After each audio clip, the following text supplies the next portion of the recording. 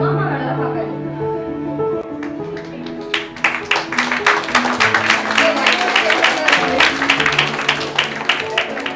Okay, நான் சொல்லட்டுமா? Baby உன்ன மாதிரி எனக்கு யாரும் இல்லை பேபி, நீ சாப்பிட்டாதான் பேபி நான் சாப்பிடுவேன்.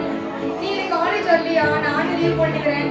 இன்னைக்கு உனக்கு பேபி, நாளைக்கு வேற ஒருத்தருக்கு அவங்க baby. Okay, so please purpose of எஜுகேஷனை படிக்க தானே வந்தீங்க, பேருக்கு பின்னாடி எதையாவது போட்டுக்கு தானே வந்தீங்க, அதை மட்டும் பண்ணுங்க. அகைன் லவ் பண்ண வேணாம், நான் யாரையும் அவங்க அட்வைஸ் பண்றேன், அதை பத்தியே நான் வரல. ஃப்ரெண்ட்ஷிப் அப்படிங்கும் பொழுது உன்னுடைய பர்பஸ் மிஸ் ஆகுது, உன்னுடைய அல்டிமேட் பர்பஸ் மிஸ் ஆகுற மாதிரி உன்னுடைய ஃப்ரெண்ட்ஷிப் உடைய கைடன்ஸ் இருக்குன்னா ப்ளீஸ் அதை காதுல வாங்காதீங்க. நீ ஒரு கோல், உன்னோட ஃபேமிலி பேக்ரவுண்ட் வேற, உன் ஃப்ரெண்டோட ஃபேமிலி பேக்ரவுண்ட் வேற. ஓகே, ஒன்னு உங்க அப்பா படிக்க வைக்கிற சூழ்நிலை வேற, உன் ஃப்ரெண்டோட அப்பா அவங்கள படிக்க வைக்கிற சூழ்நிலை வேற. நீ படிக்கிறன்னு உட்காந்துருப்போம், கான்சன்ட்ரேஷன் ஒருத்தர் மிஸ் ஆகுற மாதிரி ஒரு ஃப்ரெண்டு போனா உனக்கு ஃப்ரெண்டே கிடையாது. அதெல்லாம் ஞாபகம் வச்சுக்கோ. நீ வாங்கச்சான்னு சொல்லலாம், ஆனா கடைசியில பார்த்து அவன் ஃபெயில் ஆகிற ஒரு கேஸா இருக்கலாம். நீ ஆனா ஃபெயில் ஆகிற கேஸ்லாம் கிடையாது, நீ அவங்க ஃபெயில் ஆகி நிற்ப. யோசிச்சு பாரு, அதுக்கு யார் காரணம்? ஃப்ரெண்ட்ஷிப் மேனேஜ்மெண்ட் சுத்துறது, பண்றது, ரீல் ஷேர் பண்ணிக்கிறது நோ. ஒருத்தரை வந்து கொஞ்சம் தூக்கி விடுறதுக்கு நீ ஹெல்ப் பண்றியா, அதுதான் ஃப்ரெண்ட்ஷிப். உன்னால தூக்கி விட முடியல, எனக்கு என்கரேஜ்லாம் பண்ண தெரியலக்கா, எனக்கு அவங்கள மாதிரி பேச தெரியல, ஓகே நான் அமைதியா கூட இருக்கிறேன். சரியா? ஃப்ரெண்ட்ஷிப்ன்றது ரொம்ப இம்பார்ட்டன்ட். நம்ம யார் கூட சேரோன்றது ரொம்ப important. To have courage to say no. No, சில விஷயங்களுக்கு நமக்கு நோ சொல்றதுக்கு தனி தைரியம் வேணும். ஓகே, நம்ம நிறைய நேரத்தில் தோத்து போறதுக்கு காரணம் என்ன தெரியுமா? காம்ப்ரமைஸ் ஆயிடுறோம். நம்ம அவ வேற என்கிட்ட லவ் பண்றியான்னு கேட்கிறோம், நான் நோ சொல்லிட்டு எல்லாரும் நினைச்சுக்கிட்டானா, சூசைட் பண்ணிக்கிட்டானா, அவன் நீ உன்னை கேட்ட அந்த பூமிக்கு வந்தான். சில விஷயங்களுக்கு நோ அப்படின்னா நோ தான். அதாவது லவ்வுக்கு மட்டும் கிடையாது, சில இடங்களுக்கு நீ போக கூடாதுன்னு உன்னுடைய பிரெயின் சொல்லுது, உன்னுடைய மனசாட்சி இல்ல நீங்க நிக்க கூடாது அப்படின்றதுக்கு அவனோட மனசாட்சி சொல்லுதுன்னா நோ. நீ ஒரு ஸ்டாண்டர்டு, நான் சொல்லட்டுமா, நிறைய பேர் நோ ஸ்டாண்ட் எடுக்கவே மாட்டாங்க, காம்ப்ரமைஸ் ஆகிட்டு போயிட்டு வளைச்சு கொடுத்து போயிட்டே இருப்பாங்க. நோ ஸ்டாண்ட் நிறைய பேர் எடுக்க மாட்டாங்க. நோ சொல்றதுக்கு தனி தைரியம் வேணும். நீ நோ சொல்லி பழக, நியூ திங்ஸ் உன் லைஃப்ல வந்துகிட்டே இருக்கும். இன்னும் ஒரு ஸ்டாக்னட் வாட்டர் மாதிரி தேங்கி போன ஒரு அழுக்கு தண்ணி மாதிரியே நம்மள டெவலப்மெண்டே இல்லாம இருக்கிறதுக்கு என்ன காரணம்னா, சில விஷயங்கள்ல ஒன்றது எடுக்காம நோ சொல்லாம இருக்கிறது தான். ஒரு எக்ஸாம்பிள் சொல்லி இதை நான் முடிக்க விரும்புறேன், ஏன்னா டைம் கொஞ்சம் ஷார்ட்டா இருக்கிறதுனால. அப்படின்னா பீரோட வந்து துணியெல்லாம் அடிக்க வைப்போம்ல, பீரோட துணியெல்லாம் அடிக்க வைப்போம் இல்லையா? நீங்க வந்து ஒரு இமேஜின் பண்ணிக்கோங்க, உங்க சைல்ட்ஹுட்ல இருந்து இப்ப வரைக்கும் உள்ள ட்ரெஸ்ஸஸ் எல்லாமே ஒரு பீரோல இருக்கு. ஓகே, நீங்க இன்னும் புது ட்ரெஸ்ஸஸ் எல்லாம் எடுக்கணும்னு நினைக்கிறீங்க, எடுத்து வச்சிருக்கீங்க, அந்த பீரோல வைக்க முடியல. ஏன் வைக்க முடியல? சைல்ட்ஹுட் பழசு, சேர்றது சேராதது, பத்துறது பத்தாதது, ஏன் வச்சுட்டே இருக்கிறது? ஒரு மெமரி வீட மனசு இல்லை. இந்த லைனிங் கவர்லாம் ஏற்படுத்துறது, இலையில வந்து பேர் எழுதிக்கிறது, பாத்ரூம்ல பேர், மெமரிஸ். நம்ம போனாலும் நம்ம வாழ்ந்த தடை அந்த ஸ்கூலோட பாத்ரூம்ல இருக்கணும். ஓகே ரைட்டா? இதெல்லாம் மெமரிஸ். சில விஷயங்கள் அதான் சொல்ற, அழிக்கணும். உங்க லைஃப்ல இருந்து அழிக்க வேண்டியது அழிச்சாதான், நோ சொல்ல வேண்டியது நோ சொன்னா மட்டும்தான் கிடைக்க வேண்டியது கிடைக்கும். பீரோல சில துணிகளை நீங்க சேர்த்துட்டு இருக்கீங்க, புதுசா சில துணிகளை நீங்க ஆட் பண்ணணும்னு நினைக்கிறீங்க, பழைய துணிகளை வச்சுக்கணும்னு நினைக்கிறீங்க, ஆட் பண்ணணும்னு நினைக்கிறீங்க. ஆட் ரெண்டுமே முடியுமா? முடியுமா? எப்ப வந்து புது துணிகளை பீரோல ஆட் பண்ணலாம்? புது பீரோல வாங்க, ஒரு பிரைன் தானே இருக்கு. Bureau is equal to your brain வச்சுக்கோங்க. புது பிரைன் ஆக ஏதாவது கலச தூக்கி போட்டாதான் கொஞ்சம் ஸ்பேஸ் ஃப்ரீயா இருக்கும். உங்களுடைய பிரைன் அதாவது டெலிட் பண்ண வேண்டியதை நீங்க டெலிட் பண்ணாம வச்சுட்டே இருக்கிறதுனாலதான் படிப்பு ஏற மாட்டேங்குதுக்கா, படிக்க முடிய மாட்டேங்குது. நானும் படிக்கதான் ட்ரை பண்றேன், எப்படி முடியாத அழுக்கு இருக்கு, இடம் பத்தல பிரெயின்ல. உங்க ஹார்ட் டிஸ்க்ல கொஞ்சம் டெலிட் பண்ண வேண்டியது, போன்ல ஸ்டோரேஜ் ஃபுல் வச்சு காமிச்சுட்டே இருக்கும். டெலிட் பண்ணி அப்பதான் நீ புது போட்டோ எடுக்க முடியும், அப்பதான் நீ புது போட்டோ எடுக்க முடியும். எல்லா போன்ல அதை காட்டுதான் அலர்ட். நான் சொல்லட்டுமா, இப்ப நான் பேசிட்டு இருக்கேன், இதுதான் உங்களுடைய பிரெயின் அலர்ட். சில விஷயத்துக்கு நோனா நோ, சில விஷயத்தை அவாய்ட் பண்ணணும்னா அவாய்ட் பண்ணணும். இந்த ஸ்டாண்டர்ட் நீங்க எடுத்தீங்கன்னா தான் நியூ திங்ஸ், அதாவது ஸ்டடீஸா இருக்கலாம், உங்களோட லைஃபா இருக்கலாம், ஸ்கில்ஸா இருக்கலாம். நிறைய பேர் வந்து ஏதோ படிக்கிறேன் சில ஸ்கில்ஸை வளர்த்துக்கணும். இங்க வரும்போது யாருக்கு கீபோர்ட் ப்ளே பண்ணலாம்? நீங்க குட். இதெல்லாம் ஒரு ஸ்கில். நல்லா வாசிக்கிறாங்க, கிளாப் பண்ணலாம், தப்பு இல்லை. நான் என்ன சொல்றேன்னா, மண்ணு முட்டு மாதிரிலாம் படிக்காதீங்க, ஏதாவது எக்ஸ்ட்ரா சேர்த்துக்கோங்க. மண்ணு முட்டுனா எப்படி லாரி வந்து இறங்கிடுச்சுன்னா அது கொண்டு ஒரு நிலையில இருக்கும், அது அப்படி யாராவது வளைச்சா அது சரிஞ்சிருக்கும், யாராவது குமிச்சா அது குமிஞ்சிருக்கும். அப்படியெல்லாம் இருக்கக்கூடாது. சில விஷயத்துக்கு நீங்க நோ சொல்லி பழகினாதான் சில பாசிட்டிவ் விஷயங்கள் உங்களுக்குள்ள வரும். எத்தனை பேருக்கு இது புரியுது? யாருக்காகவும் எதையும் காம்ப்ரமைஸ் பண்ணாதீங்க. ஒரு விஷயம் தப்புனா உன் ஃப்ரெண்டாக எடுத்து சொல்லி தப்பு என்னால கூடாது, நான் வர முடியாது, அவன் போறான்னா அவன் பண்ணு. நீ அந்த ஸ்டாண்ட்ல காம்ப்ரமைஸ் ஆகாது. நோ ஸ்டாண்ட் எடுக்க பழகு. சரியா? ஆட் ஒன் அவுட் ஸ்கூல்ல படிச்சிருப்போம். ஆட் ஒன் அவுட் ஒரு 4 விஷயம் 5 விஷயம் போடுது. இல்ல add one pick add one அவுட்னா எது தனியா ஒன்று இருக்கோ அதுதான் நம்ம டிக் பண்ணுவோம். நீங்க அப்படிப்பட்ட ஒரு கேரக்டரா நீங்க இருக்கணும். புரியுதா? Addiction and emotional balance. Too much of addiction வந்து டேஞ்சரஸ் நான் சொல்றேன். ஓகே, உங்க கையில எத்தனை பேர் கையில போன் இருக்கு? இப்படி கேட்டிருக்கணும். யார்கிட்ட போன் இல்ல? ரைட். போனு எல்லாரும் பேரண்ட்ஸுமே வாங்கி கொடுத்துருக்காங்க. ரெடி கேஷ்ல, இஎம்ஐல, செகண்ட் ஹேண்டு, பலதரப்பட்ட போன் சொல்லாரு இருக்கு. இப்ப ஓகே, எப்படியாவது வாங்கி கொடுத்துட்டாங்க. இப்போ உங்களுக்கு தேவை காலேஜ் போறேன் எனக்கு போன், அவ்வளவுதான். ஓகே, அந்த போன்ல நீங்க என்னென்ன பார்த்துட்டு இருக்கீங்க அது உங்களுக்கு தான் தெரியும். உங்களுக்கும் உங்க மனசாட்சிக்கும் என்னென்ன வீடியோஸ் பண்ணி லைக் போட்டு வச்சிருக்கீங்க. உங்களுடைய எஜுகேஷன் பர்பஸ் எங்க போச்சு? நம்ம எல்லாம் படிப்பு விட்டாச்சு, வாழ்க்கை வாழ ஆரம்பிச்சோம் இன்ஸ்டாகிராம்ல. இது தெரிஞ்சுக்க வச்சு இதுல தெரிஞ்சுக்கிட்டு பழமா இருக்க முடியும். தெரிஞ்சுக்க வச்சு உன் வயசுக்கு ஏற்ற மெச்சூரிட்டி மட்டும் உனக்கு இருந்தா போதும். ஓகே, ஏன் தெரியுமா அது உங்களுக்குலாம் வந்து பார்க்கணும்னு ஆசை வருது, செய்யணும்னு ஆசை வருது. நான் சொல்லட்டுமா, நீங்க வந்து போன் யூஸ் பண்ணுங்க, இன்ஸ்டாகிராம் யூஸ் பண்ணுங்க. ஓகே, நீங்க அந்த போன்ல யூடியூப்ல இன்ஸ்டாகிராம்ல நீங்க பார்த்துட்டு இருக்கிறது என்ன? நீங்க ஒன்ஸ் பாக்குறீங்க, ரெண்டாவது டைம் அதை சர்ச் பண்ணி பாக்குறீங்க, மூணாவது டைம் பாக்குறீங்க. ஏன் உங்களால அப்படி படிக்க முடியல? ஏன் தெரியுமா? Too much of addiction. Some videos சொல்ல விரும்பல, உங்களுக்கு தெரியும். அதாவது சிரிச்சிங்க எல்லாரும். வேண்டாம், எந்த வயசுல எதை தெரியணுமோ அது தெரியணும். தேவையான அளவுல சில விஷயங்கள் தெரிஞ்சுக்கணும்.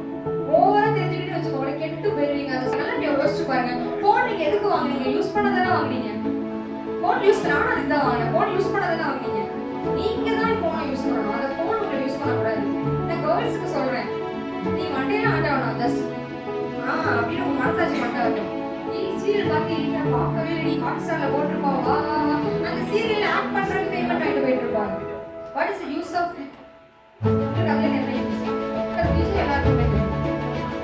எல்லாருக்குமே தெரியும். நிறைய பேர் அவங்களோட ஃபேன்ஸ் இருப்பீங்க. நீங்க எத்தனை பேர்கிட்ட இன்ஸ்டாகிராம் ஐடி இல்ல? விஜய்க்கு இன்ஸ்டாகிராம் ஐடி இருக்கா? யாராவது ஒரு ஃபேன் பேஜ் வச்சிருப்பாங்க. அவருக்கு அபிஷியல் ஐடி கிடையாது. அவரோட ஸ்பீச்ல ஒன்று சொல்லியிருக்காரு, எனக்கு அதெல்லாம் எதுவும் கிடையாது, எனக்கு ஒரு அட்மின் ஒருத்தவங்க இருப்பாங்க, எனக்கு வர எல்லா மெசேஜும் அவங்க பார்த்துப்பாங்க. எனக்கு இன்ஸ்டா பேஜ் இருக்குன்னு நீங்க நினைக்கிறீங்க, but is not my page. ஒரு அட்மின் போட்டு எல்லாரும் வச்சுக்கோங்கன்னு சொல்றதுனால ஒரு பேஜ் இருக்கு. எனக்கு யார் மெசேஜ் பண்ணாலும் எனக்கு தெரியாது. எனக்கு பர்த்டேக்கு யாராவது விஷ் பண்ணா அது எனக்கு தெரியாது. என் அட்மின் ஒருத்தரை போட்டுட்டேன், அவர் பார்த்துப்பாரு அப்படின்னு அவர் சொல்லிருக்கிறாரு. நான் உங்கள்கிட்ட சொல்லட்டுமா, நீங்க ஒருத்தருக்கு ஃபேனா இருக்கீங்க, நீங்க ஒருத்தரோட ஃபாலோவரா இருக்கீங்க, அவருக்கு உங்களை யாருன்னே தெரியாது. அதுக்காக அவங்க ரசிகரா இல்லாம இருக்கு. அதை பத்தியே நான் பேச வரல. அவங்களுக்கு ஒரு பர்பஸ் வச்சு ஓடிட்டு இருக்காங்க. எனக்கு இது பர்பஸ், நான் இதை பண்ணா எனக்கு இவ்வளவு பேமெண்ட் கிடைக்கும், என் லைஃப் பார்க்கறேன். உங்க பர்பஸ் எங்க போகுது? செலிபிரிட்டிஸ் பின்னாடி ஓடிட்டு இருக்கீங்க. உங்க பின்னாடி யார் ஓடி வர போறா? Who is called celebrities? What first celebration அப்படின்னா கொண்டாட்டமா? செலிபிரிட்டிஸ்னா கொண்டாடப்படுபவர். கொண்டாடப்படுகிறவர்களை நோக்கி போயிட்டு இருக்கீங்க. நீங்க எப்போ ஒரு கொண்டாடப்படுகிறவரா மாற போறீங்க? கொண்டாடப்படுகிறவனா படத்துல நடிச்சா மட்டும் பத்தாது. அதான் டைம் மேனேஜ்மெண்ட் ரொம்ப முக்கியம். நீ யாரோட சேர்ற அப்படிங்கிறது ரொம்ப முக்கியம். எதுக்கெல்லாம் நீ நோ சொல்ற, இந்த மாதிரி தனித்துவமா நீ வந்துட்டே இருந்தீங்க அப்படின்னு சொன்னா நீங்களும் செலிபிரிட்டி ஆகலாம். எந்த ஃபீல்ட்லயா இருந்தாலும் நான் சொல்றேன். புரியுதா? அடிக்ஷனை பத்தி நான் பார்த்துட்டோம். Emotional balance. எமோஷனல் பேலன்ஸ்னா இதுதான் என் உயிர் நண்பன், உயிர் நண்பி, தோழன், தோழி, அதெல்லாம் வந்து சொல்லிக்கலாம்ப்பா. ஸ்கூல் படிக்கும் போது உங்க எல்லாருக்கும் உயிர் நண்பன் நம்பி இருப்பாங்க. இப்போ மாசத்துக்கு ஒரு டைம் ஹாய் போறது பெரிய விஷயம். நான் சொல்லட்டுமா, செகண்ட் இயர் போனா இல்ல பாதி உயிர் நண்பன் வீட்டுக்கு தோழி பிரிஞ்சிடுவாங்க. நீ சென்ட் ஜோசப் காலேஜே விட்டு மாஸ்டர்ஸ் நீ வேற பக்கம் போனாலும் சரி, ஜாபுக்கு போனாலும் சரி, அங்க உனக்கு வேற ஆள் வந்துருவாங்க. நான் சொல்லட்டுமா, no one and nothing is permanent in your life. உங்க எஜுகேஷனும் உங்களுடைய வில் பவரை தவிர. புரியுதா? யாருமே பெர்மனன்ட்லாம் கிடையாது. ஓகே, எமோஷனலி பேலன்ஸா இருக்க கத்துக்கணும். என்னுடைய டீனேஜ் கிளாஸ்ல பசங்கள்ட்ட எல்லாம் சொல்வேன், எல்லார்கிட்டயும் பேசணும், ஆனா யார்கிட்டயும் பழகக்கூடாது. புரியுதா நான் சொல்றது? எல்லார்கிட்டயுமே நீங்க பேசணும், யார்கிட்டயுமே நீங்க வந்து பழகக்கூடாது. ஏன் பழகக்கூடாது தெரியுமா? எமோஷனல் ஓவரா பேசினா அவன் என்கிட்ட பேசவே இல்லை தெரியுமா, 2 நாளாச்சு நான் போட்ட மெசேஜ் கூட பார்க்கல, அவன் ஏன் பார்க்கணும், அவனுக்கா நீ ஏன் வந்து அழுகுற. Emotional balance. ஒரு வாரம் பேசினா வயிற்று தூக்கிட்டு போயிடுற பிளான்ல மாட்டேன்.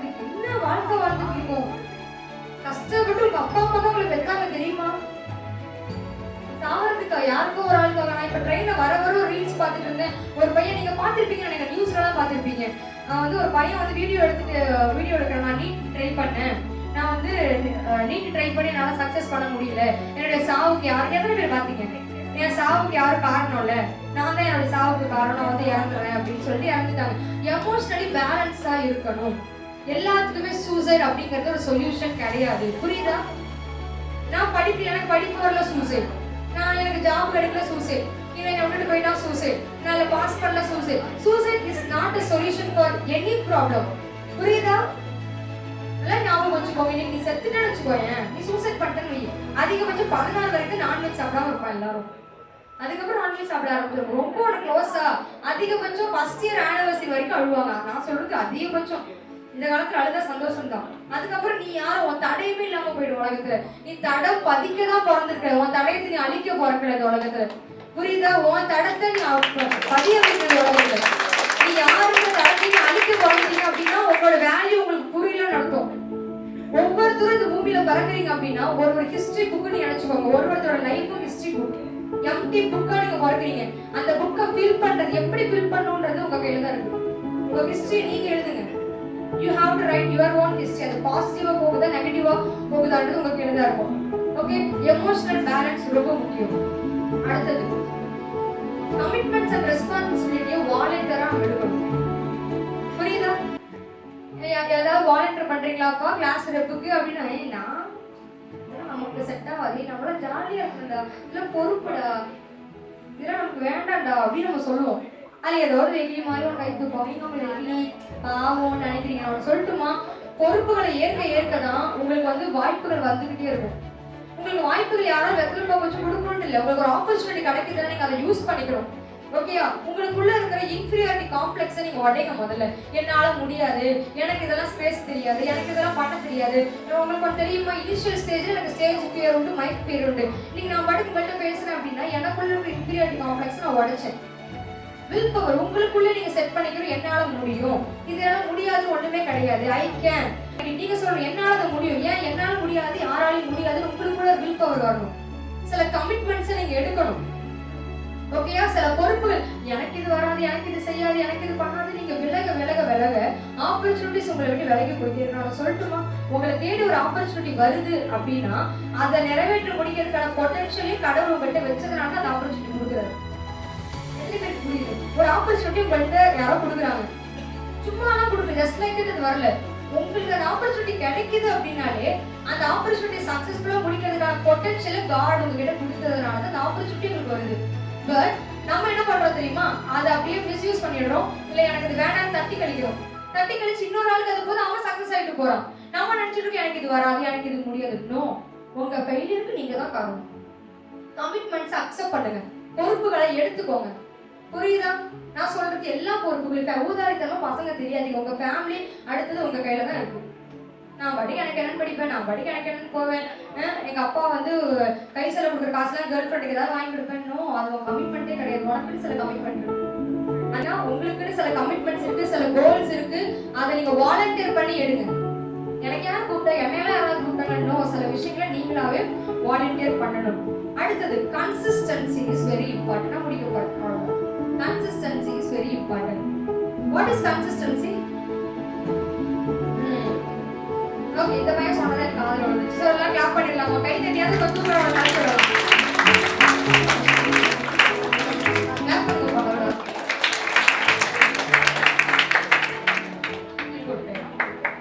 கீபோர்ட் பிளேயர் எடு. ஓகே, நம்மளுடைய லைஃப்ல கன்சிஸ்டன்சிங்கிறது ரொம்ப முக்கியம். ஓகே, ஒரு விஷயம் என்னால முடியாது அப்படின்றது கிடையாது. நீங்க ட்ரை பண்ணீங்கன்னா கண்டிப்பா you can achieve your goal. இன்னைக்கு நான் படிச்சேன், நாளைக்கு நான் பாஸ் பண்ணேன்னா நோ. நீ ரெகுலரா நீ படிச்சா மட்டும் தான் நீ பாஸ் பண்ணுவீங்க. ஓகே, நான் உங்களுக்கு ஒரு எக்ஸாம்பிள் சொல்லட்டுமா. நான் 10th படிக்கும் போது, ஓகே, நான் குவார்டர்லி எக்ஸாம் நடக்கும் போது என்ன ஆச்சு, எனக்கு வந்து எத்தனை பேருக்கு சயின்ஸ் ரொம்ப பிடிக்கும். என்னை மனுஷங்க எனக்கு சயின்ஸே பிடிக்காது. சயின்ஸ் சோஷியல் சயின்ஸ் அம்மாடி எனக்கு மேக்ஸ் கூட போட்டுருவீங்க.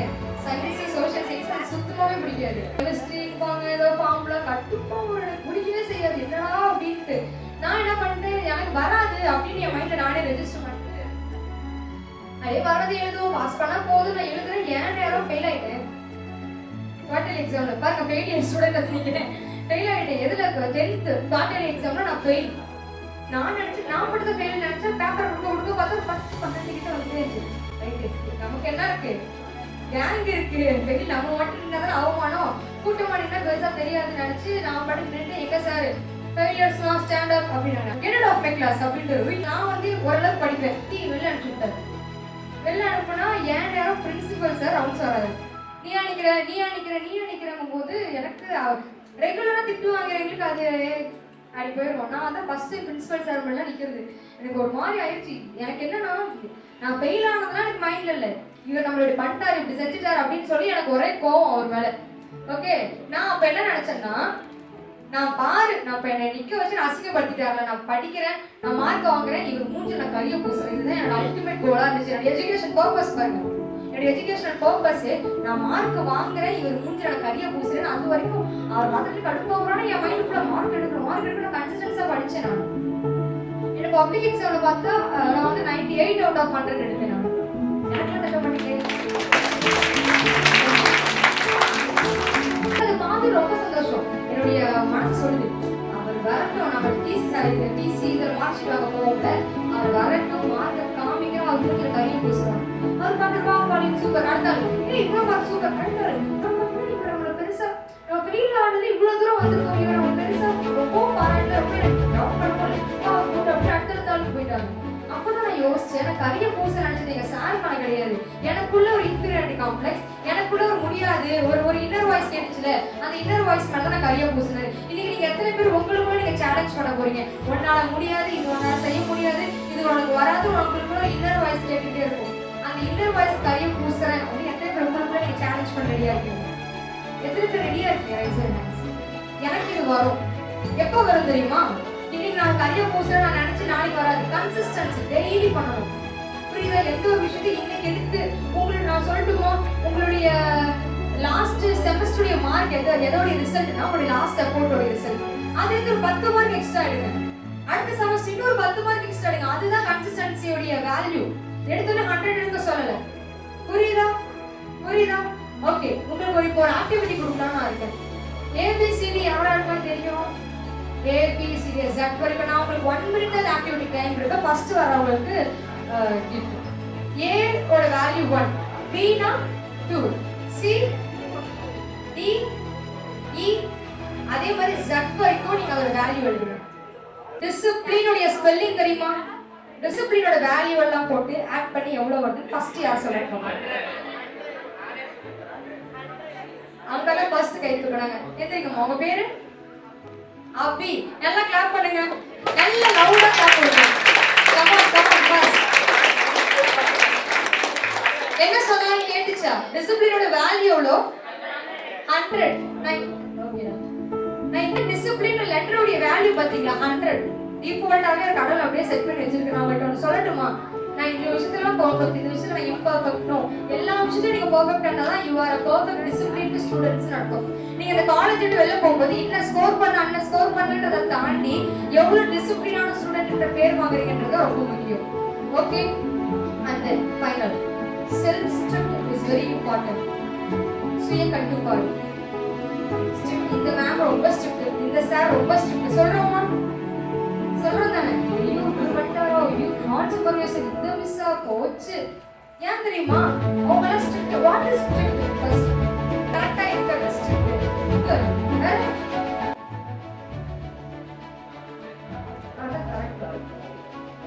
What is strict?